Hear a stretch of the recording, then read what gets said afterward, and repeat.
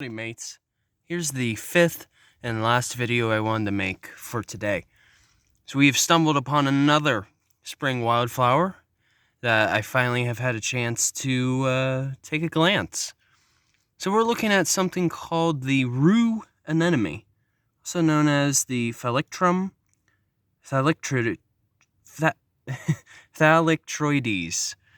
Sorry, I had to try pronouncing that for a second. So they're another delicate perennial that can grow up to 8 inches tall. And they typically have, up to more than 5 petals. Well, they're petal-like sepals, as a matter of fact. They don't have petals, but rather they're sepals that look similar to petals. So they're quite different as well.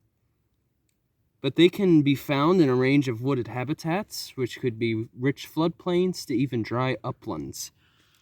And where we kind of are in the drier uplands right now. And here we've got a little tributary that's right by, so you could say that we kind of are on a floodplain. But fascinating thing about this plant has to do with their roots. So it's often said that back in the day, a tea was actually prepared from the roots, which was used to treat symptoms such as vomiting and diarrhea. And not only that, but they only offer pollen. That's it. They have no nectar.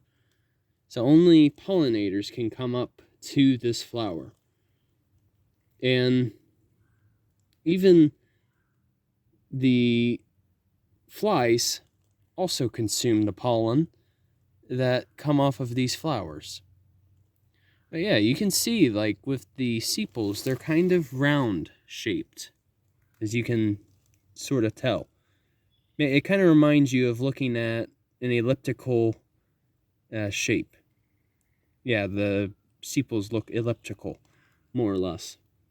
And another good way too is looking at the actual leaves themselves.